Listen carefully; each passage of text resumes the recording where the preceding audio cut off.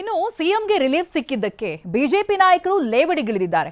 B Y Vijayendra ಇದು fake clean chit ಅಂತ ಹೇಳಿದ್ರೆ ಜೋಶಿ ಮುಡಾ ಪ್ರಕರಣ ಮುಚ್ಚಾಕೋಕೆ ಅಂತ ಮೊದಲೇ ಹೇಳಿದ್ದೆ ಅಂದ್ರು. ಪ್ರತಾಪ್ ಸಿಂಹ ಮಾತನಾಡಿ ಈ ಸರ್ಕಾರಕ್ಕೆ ಲಜ್ಜೆ ಇಲ್ಲ ಅಂತ ತಿವಿದಿದ್ದಾರೆ.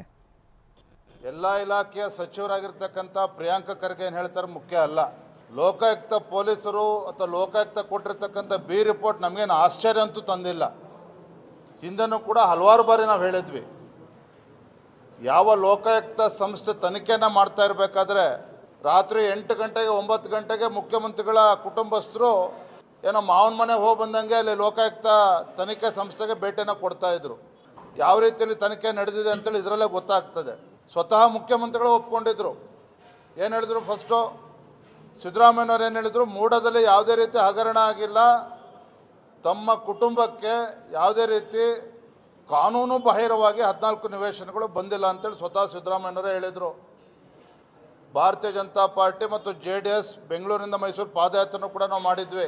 ನಮ್ಮ ಹೋರಾಟದ ಮತ್ತು ಒತ್ತಡಕ್ಕೆ ಮಣಿದು 14 ನಿವೇಶನಗಳನ್ನು ರಾತ್ರೋರಾತ್ರಿ ನಾವು ಹಿಂದಿರುಗಿಸ್ತೇವೆ ಅಂತೇಳಿ ಮೂಡಕ್ಕೆ ಪತ್ರವನ್ನು ಕೂಡ ಬರೆದಿದ್ರು. ನನ್ನ ನೋಡ್ರಿ, ನಾನು ನಿಮ್ಮ ಮುಂದೆನೇ ಹೇಳಿದ್ದೆ, ಲೋಕಾಯುಕ್ತ ನ್ಯಾಯಾಧೀಶರ ಬಗ್ಗೆ ನಮ್ದು ಯಾವುದೇ ರೀತಿಯಾದಂಥ ಅವರ ಬಗ್ಗೆ ದೂರುಗಳು ಆರೋಪಗಳಿಲ್ಲ. ಅದರ ಲೋಕಾಯುಕ್ತದಲ್ಲಿ ಯಾರನ್ನ ಆಫೀಸರ್ ಕಳಿಸ್ತಾರೆ ಅದನ್ನು ಪೋಸ್ಟಿಂಗ್ ಮಾಡೋದು, specially additional SP rank DYSP ರ್ಯಾಂಕ್ಗಳದವ್ರನ್ನ ಏನು ಕಳಿಸ್ತಾರೆ ಅದೆಲ್ಲ ಪೋಸ್ಟಿಂಗ್ ಕೊಡೋದು, ಪ್ರಮೋಷನ್ ಕೊಡೋದು, ಇದೆಲ್ಲವೂ ಮುಖ್ಯಮಂತ್ರಿಗಳ ಕೈಯಲ್ಲೇ ಇರ್ತದೆ. ಅಲ್ಲಿ ಹಾಕಿದಂಥ ಅಧಿಕಾರಿಗಳನ್ನೆಲ್ಲ ಸನ್ಮಾನ್ಯ ಮುಖ್ಯಮಂತ್ರಿಗಳು ಅವರೇ ಪೋಸ್ಟ್ ಮಾಡಿರ್ತಾರೆ. ಅದು ನಾನು ಆವಾಗ ಹೇಳಿದ್ದೆ, ಇದನ್ನು ನೀವು ಲೋಕಾಯುಕ್ತ ಪೊಲೀಸರಿಂದ ತನಿಖೆ ಮಾಡಿದರೆ ಇದು ಡೆಫಿನೆಟ್ ಆಗಿ ಇದು ಯಾವುದೇ ಒಂದು ರೀತಿಯಾದಂಥ ರಿಸಲ್ಟ್ ಬರಲಾರದೆ, ನ್ಯಾಯೋಚಿತವಾದಂಥ ತನಿಖೆ ಆಗಲಾರದೆ ಇದನ್ನು ಮುಚ್ಚಿ ಹಾಕ್ತಾರೆ ಅಂಥೇಳಿ. ಈಗ ಮೂಡದ್ದು ಲೋಕಾಯುಕ್ತ ವರದಿಯನ್ನು ಸಬ್ಮಿಟ್ ಮಾಡಿರುವಂಥದ್ದು ಇರ್ಬೋದು. ಇದರಲ್ಲಿ ಏನು ಜನಕ್ಕೇನು ಆಶ್ಚರ್ಯ ಇಲ್ಲ. ಕಾಂಗ್ರೆಸ್ ಸರ್ಕಾರ ಅಧಿಕಾರವನ್ನು ಉಳಿಸ್ಕೊಳ್ಳಿಕ್ಕೆ ಯಾವ ವ್ಯವಸ್ಥೆಯನ್ನು ಕೂಡ ಬುಡ ಮೇಲೆ ಮಾಡುತ್ತೆ. ಲೋಕಾಯುಕ್ತವನ್ನು ಹತ್ಯೆ ಮಾಡಿದಂಥ ವ್ಯಕ್ತಿ ಯಾರಪ್ಪ ಅಂತಂದ್ರೆ ಇದೇ ಸಿದ್ದರಾಮಯ್ಯನವರು. ACB ಅಂತ ತಂದಿದ್ದು ಲೋಕಾಯುಕ್ತನ ಹತ್ಯೆ ಮಾಡಿ ತಂದಿದ್ದಲ್ವಾ. ಅವರು ಹತ್ಯೆ ಮಾಡಿ ಲೋಕಾಯುಕ್ತನೇ ಮುಗಿಸೋಕೆ ಕೊಟ್ಟರು. ಲೋಕಾಯುಕ್ತದ ಇವತ್ತು ಒಂಥರ ಟೂತ್ಲೆಸ್ ಟೈಗರ್ ಥರ ಆಗೋಗಿದೆ.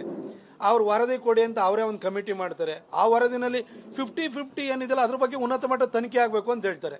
ಇವ್ರು ತಗೊಂಡದ್ದು 50-50ನೇ. ಇದರಲ್ಲಿ ತಪ್ಪಾಗಿಲ್ಲ. ಆದರೆ 50-50ನಲ್ಲಿ ಈ ರೀತಿ ಮೂಡಕ್ಕೆ ನಷ್ಟವಾಗಿರುವಂಥದ್ದು ನಿಜ. ಅದ್ರ ಬಗ್ಗೆ ಉನ್ನತ ಮಟ್ಟದ ತನಿಖೆ ಹೋಗ್ತಾರೆ. ಆದರೆ ಇದಕ್ಕೆ ಮೂಲ ಕಾರಣೀಭೂತರೇ ಸಿದ್ದರಾಮಯ್ಯನವರಲ್ವಾ. ಅವರಿಗೆ ಮಾಫಿ ಮಾಡಿ ಉನ್ನತ ಮಟ್ಟದ ತನಿಖೆ ಆಗಬೇಕು ಅಂತಂದ್ರೆ ಇದೊಂಥರ ತಿಪ್ಪೆ ಸಾರಿಸೋ ಕೆಲಸವನ್ನು ಈ ಲೋಕಾಯುಕ್ತ ರಿಪೋರ್ಟ್ ಮಾಡಿದೆ.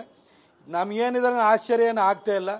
ಈ ಸರ್ಕಾರಕ್ಕೆ ಯಾವುದೇ ಲಜ್ಜೆ ಅಥವಾ ಬಂಡತನ ಅದನ್ನು ಏನು ಜನರ ಅಭಿಪ್ರಾಯಕ್ಕಾಗಲಿ ಅವರು ಮಾಡಿದಂಥ ಈ ರೀತಿ ಹೀನ ಕೆಲಸದ ಬಗ್ಗೆ ಆಗಲಿ ಅವರಿಗೆ ಲಜ್ಜೆ ಇದ್ದಂಗೆ ನನಗೆ ಕಾಣಿಸಲ್ಲ.